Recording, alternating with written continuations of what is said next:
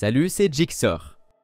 Est-ce que toi et tes amis ou membres de ta famille utilisez l'application localisée pour savoir où chacun se trouve? Mais que faire si tu ne veux pas révéler ta vraie position? Alors, tu vas devoir simuler l'emplacement de ton iPhone. Dans cette vidéo, je vais te montrer comment tu peux tromper l'application localisée pour qu'elle pense que tu es ailleurs. C'est parti! Localiser est l'une des applis préinstallées d'Apple qui permet aux utilisateurs de retrouver leurs appareils connectés.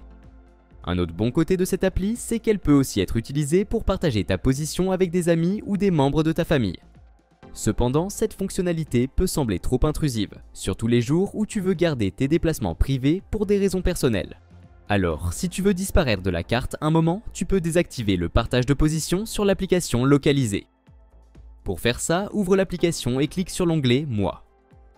Ensuite, assure-toi de désactiver l'option « Partager ma position ». Après ça, localiser ne pourra plus suivre ta position. Cependant, en désactivant le partage de position, tu indiques clairement que tu es hors réseau et que tu ne veux pas être localisé. Si tu ne veux pas que ce soit trop évident et que tu veux rester actif sur localiser sans que personne ne sache que tu n'es pas là où tu dis être, alors tu dois simuler ta localisation avec un logiciel. En simulant ta position, tu peux préserver ta vie privée sans que personne dans ton entourage ne sache que tu es hors ligne. Malheureusement, sur les iPhones normaux sans jailbreak, tu ne peux pas juste installer une appli pour changer ta position. Les applis téléchargées sur l'App Store n'ont pas cette capacité. En plus, je ne recommande pas de faire un jailbreak. Dans le pire des cas, ça peut abîmer ton appareil. Sans jailbreak, tu vas devoir utiliser un ordinateur et installer un programme pour changer ta position.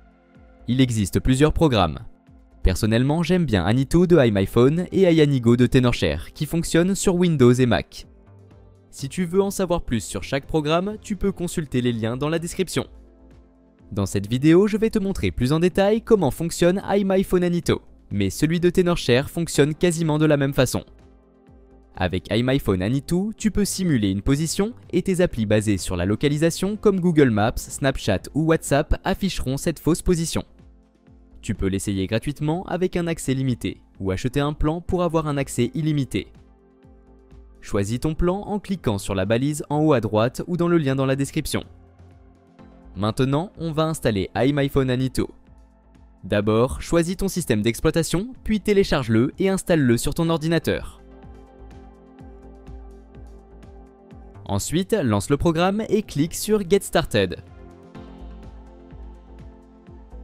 Puis connecte ton iPhone avec un câble d'origine ou certifié MFI pour éviter les problèmes de transfert de données.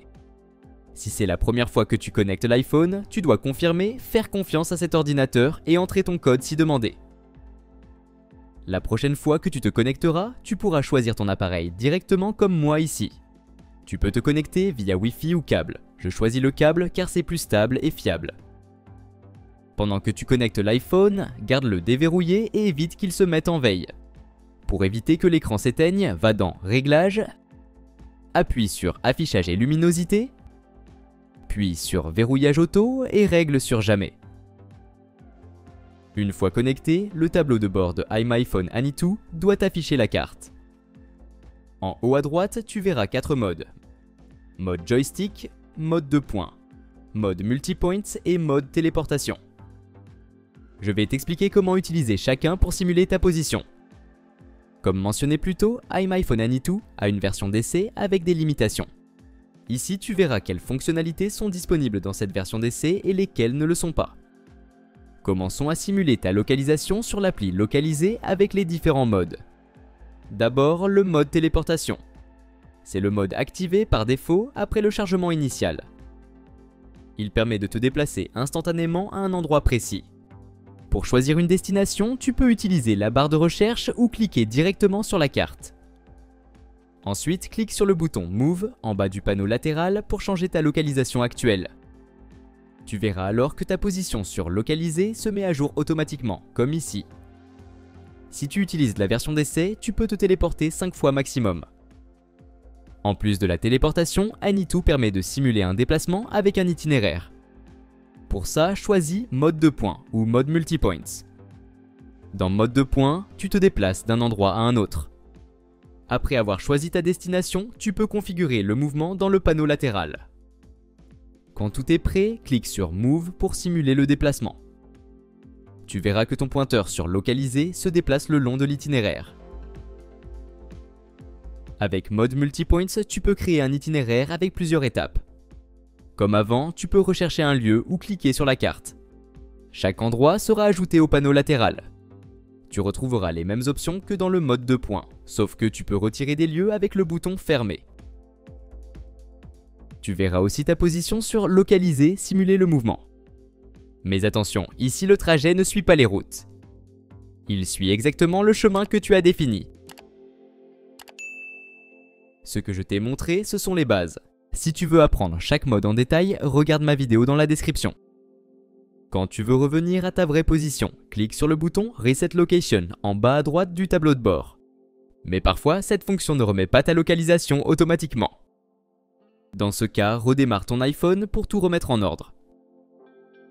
Et voilà, c'est tout pour aujourd'hui. Si cette vidéo t'a été utile, n'hésite pas à laisser un pouce bleu et à t'abonner à la chaîne. Si tu as des questions concernant cette vidéo ou si tu veux que je fasse un tutoriel sur un autre sujet, écris-le moi en commentaire. À la prochaine.